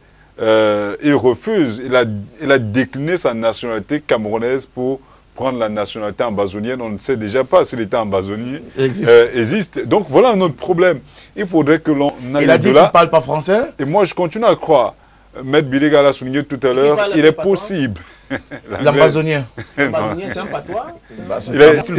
Il est possible effectivement que qu'on a au-delà le chef de l'État en tant que véritable père de famille. Parce que quand une maison brûle, quand vous avez des problèmes chez vous, quand vous n'êtes pas là, des enfants peuvent se barrer entre eux. Les enfants peuvent même parfois manquer du respect à la ménagère. Mais quand le père arrive et tape du poing sur la table, les choses se remettent plus ou moins à l'ordre. Et je crois que le chef de l'État a raté l'occasion inédite. Malheureusement, hier, on parlait de la fête de la jeunesse, mais on n'a pas évoqué cet aspect. Il aurait pu trouver une faille pour parler exclusivement de la jeunesse anglophone, sans pour autant oublier la jeunesse des autres parties du pays, sans créer des clivages entre les... Je vous coupe pas la parole. Oui. Le 11 février est d'essence anglophone. Nous sommes d'accord. Voilà. Donc je vais dire que c'est une occasion rêvée pour dire ce genre de problème. Parce qu'effectivement, c'est le 11 février, je crois que c'est le jour du vote, de l'adhésion. Ouais, l'adhésion avec le donc, c'est par la suite, la fête a été dévoyée. Bon, cette date a été dévoyée. Donc, c'était une occasion en or que le chef de l'État, malheureusement, raté une fois de plus. On ne sait pas ce qui l'accompagne dans la rédaction de ces discours. Il a voulu évoquer cela en parlant des questions sécuritaires, en disant malgré le fait que... Mais cela n'excuse pas ceux qui ont rédigé ce discours-là. Il faudrait que l'on comprenne que s'il ne peut pas descendre à Buea... Parce qu'il faut forcément attendre le discours du 11 février pour évoquer la question. Tous les dieux sont bons pour pouvoir évoquer la question par le chef d'État. Il aurait pu le faire avant, mais l'occasion lui était offerte sur un plateau doré. Malheureusement, elle est une fois de plus partie. Donc, il est plus que jamais temps, en tant que le père de la famille, de taper du poing sur la table et de ne pas nécessairement utiliser la voie armée, parce que nous sommes contre ce qui est en train de se passer dans le sud-ouest ou dans le nord-ouest, mais ce n'est pas pour autant qu'on va encourager justement les forces de l'ordre à tirer sur nos compatriotes ou vice-versa. Vivement qu'ensemble, et le chef de l'État l'a dit, hein, on ne saurait discuter avec quelqu'un qui est armé. La Commission nationale des droits de l'homme et des libertés qui s'insurgeait contre ce qui s'est passé à l'hôpital de Kumba a dit qu'il faut un cessez-le-feu bilatéral. Mais vous savez, l'État a la force légitime. Il faudrait d'abord que c'est la partie illégitime qui commence à baisser les armes pour espérer effectivement reposer le problème sur la table du débat. Je crois qu'à partir de là, les choses pourraient, pourquoi pas bouger. Maître Pahiré, la All Anglophone Conference va-t-elle finalement se tenir, de votre point de vue? Pour moi, je vois bien que ça va se tenir. Et même que ça devrait se tenir depuis. Il n'y a eu que l'empêchement, parce que quand le cardinal l'a fait par 2 reprises, on a voulu en certain moment qualifier, parce que je ne sais pas si comment est la tête de ce puissant cardinal, pourtant épris de paix. Quand il a voulu bien faire cette conférence, on ne peut pas préjuger quelqu'un sans savoir ce qu'il a déjà déposé. Parce que certains ont pu dire, surtout le maire qu'on a évoqué là, il est du Sud-Ouest et maire de Boya en plus. Toujours est-il, quand il a voulu travailler, on lui a déjà affiché une étiquette de fédéraliste. On ira là-bas débattre du fédéralisme. Pourquoi étouffer cela? On a beau dire, on connaît qu'il y a des personnes à l'extérieur comme en interne. Mais déjà le fait que cette conférence, parce qu'il dit qu'on peut faire une conférence en regroupant tout le monde, je crois que tout le monde ne sera jamais prêt autour de la même table. Déjà, une partie de personnes peut se regrouper, ébaucher un travail, et au fur et à mesure, les autres qui peuvent continuer à travailler pourront améliorer ce travail pour qu'on comprenne effectivement quelles sont les causes. Parce que vraiment, traiter le problème du Sud-Ouest, du Nord-Ouest, ça suppose qu'on a d'abord diagnostiqué. Et ce n'est que par cette conférence où les gens vont parler sincèrement et franchement qu'on pourra avoir des ébauches pour pouvoir sortir en négociant. Parce que, comme on le dit presque autour de la table, il n'y a que le dialogue qui peut aider les gens à pouvoir sortir de cette situation. Il n'y a que le dialogue qui peut aider les gens à sortir de cette situation. Il est pas la All Anglophone Conference avait été qualifiée d'illégitime parce que le cardinal Christian Toumi et ses pairs ne font pas l'unanimité au sein non seulement de la classe sociale, mais sur le plan national. Est-ce que ce n'est pas aussi un élément qui a miné malheureusement la mise en route de cette Anglophone Conference? D'abord, je pense qu'au point de vue politique, il n'y a pas de compromis parfait. Vous avez une initiative, c'est du donnant. Premier élément. Ensuite, la démarche du cardinal Toumi vise à quoi? À écouter les acteurs. On les a déjà écoutés, ces acteurs. Écoutez, on ne cesserait jamais d'essayer. Il a dit, Maître Biliga, essayons, on va finir par trouver. Quand vous avez raté, vous avez joué au football, vous tapez sur le poteau à gauche, vous tapez à droite, vous tapez sur le milieu, vous continuez jusqu'à ce que le ballon rentre. Vous n'avez pas tapé 3-4 fois sur le poteau et dit, oh, son bâton ne rentrera jamais. Ça va finir par rentrer. Donc je pense que, à mon avis, il faut les écouter. Et c'était une démarche pour un homme louable. Maintenant, je pense que la personne qui porte a une dimension, une très grande aura. Il a travaillé pendant toute sa vie dans ce que nous appelons les intermédiaires sociaux, l'église. On peut le qualifier de tout et consort, mais je pense que son parcours bénéficie, avec son parcours, il bénéficie quand même d'une crédibilité. Maintenant, comme tu m'as dit, il est quand même entouré. Moi, il y a eu un monsieur que j'ai vu tout autour de ce truc qui me pose des questions, qui me pose des problèmes. C'est Dr Simon Munzou. Il me pose des problèmes. Parce que les gens ne voient pas le parcours de Simon Munzou. Mais c'est un ancien cadre des Nations Unies. Non. Donc, mais avant d'être cadre des Nations Unies, il a exercé au Cameroun. Si, on le sait, il a exercé au Cameroun. Alors, mais bien sûr. Mais toujours est-il. Mais voilà, c'est ça. Aujourd'hui, on lui garde la casquette d'acteur de... Non, mais je dis que c'est ça, ça me pose un problème. Il me pose un problème. Il a même d'un s'est retiré. Non, ça me pose... Vous savez, le parcours nourrit la détermination d'un homme politique. Je suis sur la scène depuis pratiquement 25 ans. C'est ce parcours-là qui me nourrit. C'est avec ça que l'opinion me juge, c'est bien, c'est mauvais, mais c'est ce parcours-là. Mais si un coup je suis à gauche, un coup je suis à droite, un coup je suis au milieu, un coup je suis derrière, les gens se posent la question, mais attends, qu'est-ce qu'il veut ce monsieur? Et ça, c'est pas le problème. Alors, faire la politique, c'est pas pour soi-même. C'est pas la particularité, c'est la généralité. Donc, je dis, ce parcours-là me gêne. Et donc, Smith, j'aurais posé la question, mais au moins Smith, on essaie de voir comment c'est, devant une situation aussi compliquée. Regardez un peu la position qu'a prise Maître Biliga sur le plateau. Il dit, nous avons vu le problème venir. Il y a eu une difficulté d'application entre les notaires et les avocats. Mais il le dit, en étant militant du RDPC, ça ne veut pas dire qu'on est contre le RDPC. Mais il le dit, ça veut dire que c'est un problème qui est complètement réel. Et c'est ça la difficulté camerounaise. C'est qu'en permanence, on fuit devant les situations, et après on se rend compte que non, c'était la bonne solution. Et quand on revient dans cette solution-là, c'est trop tard. De vous à moi. Comment on va résoudre le problème anglophone sans ne pas passer par un dialogue? Il n'y a pas de solution. Je rappelle à ceux qui ne peuvent pas, on peut nourrir. La Somalie est restée sans État pendant 20 ans. Il n'y avait pas de président, il n'y avait rien. Donc même la communauté internationale ne déposait pas. Puis un matin, on a recommencé, on s'est mis à négocier, et puis ça a pris forme de l'État, et c'est revenu.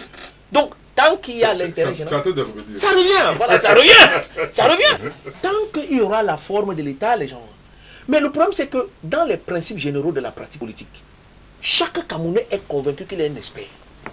C'est ça le drame des Camerounais. Ils sont tous des experts. Et chacun donne son avis en supposant que oui, vraiment, tu vois, tout à l'heure, vous avez vu dans le truc, quelqu'un dit oui, mais il fait des révélations historiques. Ah oui, mais il a des positions qui ne sont pas très bien. Escamoter ne veut pas dire que ce n'est pas la solution. Donc je voudrais donc revenir à des propos qui me semblent tout à fait proportionnés. c'est que dans la crise anglophone, quel que soit le bout qu'on prendra, on va finir par arriver à une solution de dialogue. C'est ça. C'est la seule façon. L'État n'a que la violence ponctuelle, et l'autre l'a bien expliqué. Mais au-delà de la violence ponctuelle, il faut une solution politique. Et une solution politique passe par le dialogue, l'acceptation des clauses. Et il n'y aura jamais de compromis parfait. C'est ce que je voulais dire à tout le monde. Ça veut dire que nous, qui sommes dans les cas légaux, nous allons donner un peu pour que ceux qui sont dans l'illégalité sortent de l'illégalité pour revenir. Et c'est ce que Mandela appelle. Quand Mandela sortait de la prison, pour que les jeunes s'affaissent, on a dit aujourd'hui Mandela. Mandela sortait de la prison. Bien sûr. Et il allait négocier la nuit. Et il revenait en prison. Et le jour qu'il a vu Walter Sisulu, il faut le lire. Il a dit à Walter Sisulu dans le couloir, quand ils avaient dit que je suis en train de négocier avec les Blancs. Walter Sisulu allait se coucher dans sa cellule. Il a fait 6 mois, il ne parlait pas à Mandela. Il dit à Mandela, tu nous trahis. Mandela dit, il n'y a pas d'autre issue. Tara, il n'y a pas d'autre issue. Il faut négocier avec les Blancs. Et on va faire l'Afrique du Sud avec les Blancs. Les gens disent non, on peut pas. Il n'y a pas d'autre issue. Et aujourd'hui, il a fini par imposer cette thèse-là. Et tout le monde est convaincu qu'on va faire. On fera le Cameroun avec les anglophones, comme ils aiment bien le dire. Et Maître Biliga le dit. Et je dis bien à ces anglophones-là, quand Maître Biliga est francophone, son enfant fait l'école anglophone. Son enfant est quoi? Il est anglophone ou il est francophone? Donc ils arrêtent ce débat-là. C'est un faux débat. Ouais. C'est un faux débat. Je dis bien, ma fille fait l'école anglophone. Beaucoup de nos enfants. Alors, donc ça veut dire que quoi, ma fille, quand elle va parler à la maison, je dis quoi? Qu'elle est anglophone? Non, c'est un faux débat. Donc on ne peut pas, sur le prisme d'une langue, diviser un pays comme le nôtre. Le Cameroun est un et indivisible. Maintenant, sur la forme de l'État, on peut débattre. Parce que alors, moi, pour le fédéralisme. Vous êtes pour le fédéralisme. Oui, justement, je voulais en venir. Mais c'est une forme avancée. La question du fédéralisme a été posée et elle continue à être posée comme étant la solution même de cette crise anglophone. Pourtant, le chef d'État, dans l'un de ses discours, a dit la forme de l'État, elle n'est pas négociable. Oui, moi, ça ne pose aucun problème. La Constitution de 1996, Maître Payéré l'a si bien dit que le Cameroun est un État unitaire, décentralisé. Le thème décentralisé, le thème fédéralisme, c'est pas très différent. Oui, c'est presque synonyme. Au niveau de la RD Congo, comme il a dit Zipon, c'est un État fédéral complètement. Oui, mais je veux dire officiellement, c'est un État unitaire. Mais dans l'application, c'est le fédéralisme clair et net, oui, avec des gouverneurs élus, avec des ministres provinciaux, avec les députés provinciaux, avec maintenant des ministres nationaux et des députés nationaux. C'est comme ça. Bien sûr, comme ça que ça fonctionne. Mais ça fonctionne, mais si on ne vous le dit pas, vous ne saurez pas. Ce n'est pas différent du Nigeria qui est un État fédéral, dit d'une manière claire et nette. Bien sûr. Le Soudan qui est un État fédéral. Il y en a plein. Il y en a plein. Mais moi, je dis, si on appliquait la décentralisation telle qu'elle a été dite, prévue en 1996, je vous assure qu'on ne serait pas là. C'est pour cette raison que nous pensons tous qu'il est grand temps qu'on mette en place les conseils régionaux, qu'on mette en place tout cela. L'annonce des conseils régionaux a été faite. Oh, ben, on a été faite. On espère que cette fois-ci, elle sera mise en pratique. Que ce soit avant ou après, parce que mon frère Padiéré ne souhaite pas que les élections régionales aient lieu avant que nos SDF soient battus aux élections législatives.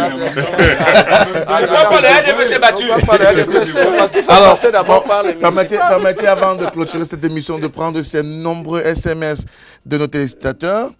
Bonsoir, il existe une solution très simple, voire trop simple même. Cependant, il faut exorciser les opportunistes et les profiteurs qui, par ricochet, veulent se positionner sur certains plans sur l'échiquier gouvernemental. Je crois, à ma foi, qu'à l'heure actuelle, les choses ne font que s'empirer. Le gouvernement a intérêt à mettre un terme à cette terreur en organisant un dialogue qui pourra apporter un début de sortie à cette crise qui continue à endeuiller les familles. Apollinaire, une fois de plus, de PK8 qui revient. Un autre SMS. Bonsoir, M. Moutomet. Dites à M. Hilaire Zipan qu'il est vraiment un vrai homme politique. Je suis M. Edimo depuis Garoua, dans le nord du Cameroun. Bonsoir à tout le panel. Pourquoi ce laxisme de la part de tous ceux qui nous gouvernent? C'est une question. Pourquoi le gouvernement a peur de la vérité? Pourquoi pense-t-il que seule la force pourrait résoudre le problème de la crise anglophone? Il y a trop de manœuvres d'intimidation. Pourquoi, avec nos services de renseignement trop souvent vantés, n'arrive-t-il pas depuis 2 ans à identifier les personnes avec qui on peut engager un dialogue franc et sincère. De mon humble avis, il y a anguille sous roche qui tire donc les ficelles, c'est une autre question. Et le bout de cette ficelle se trouve dans quel camp?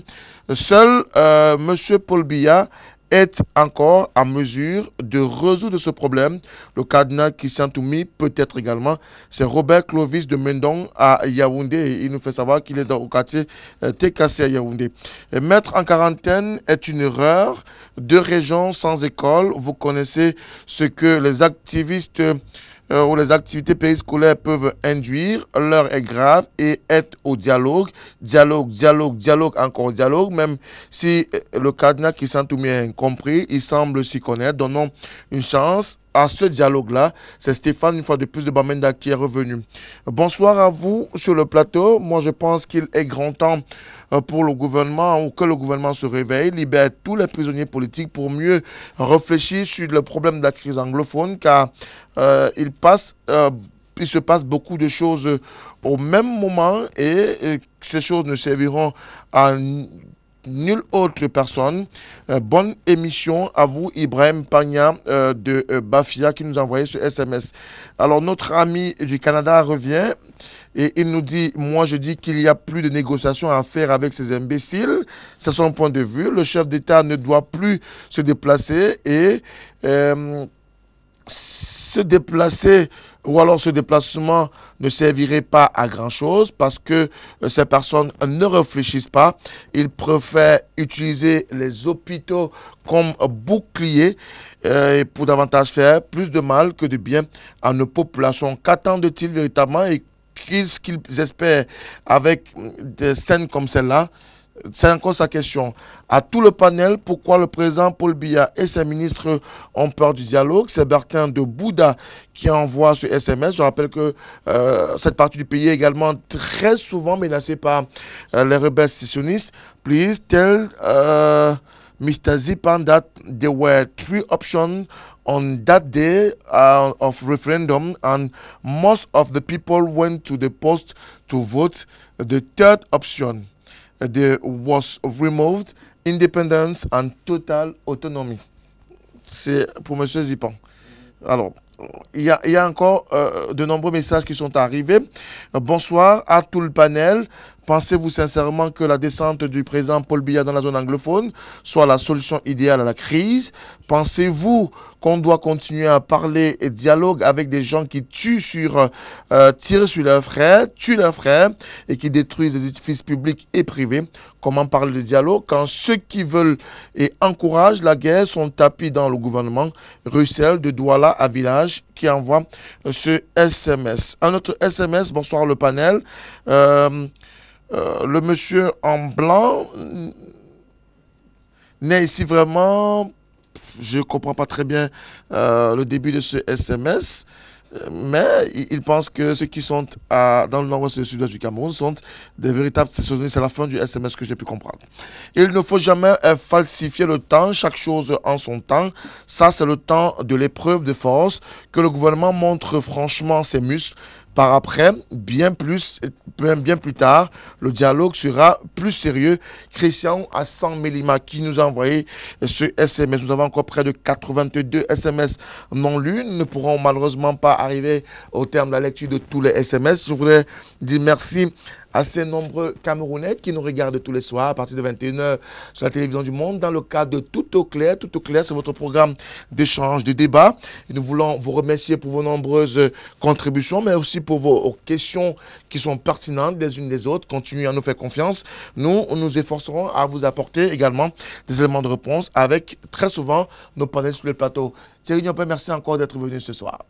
C'est un plaisir d'être là. J'espère avoir été à la hauteur du débat, mais toujours est-il, qu'on ne le dira jamais assez, pour que l'État pense véritablement au dialogue, il faut que la partie inférieure, le bras mort, en principe, commence déjà par déposer les armes. Je crois qu'à partir de là, les choses pourraient évoluer.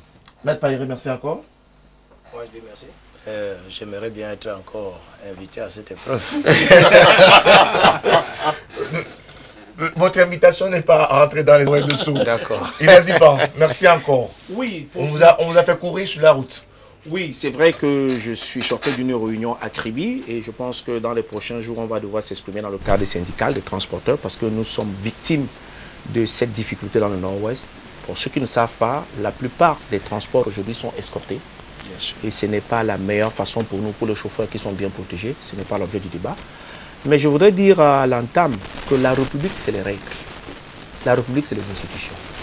Que les gens que nous voulons ou pas, je n'ai pas voté pour le président Biya, mais celui qui incarne la République, c'est le président Paul Biya.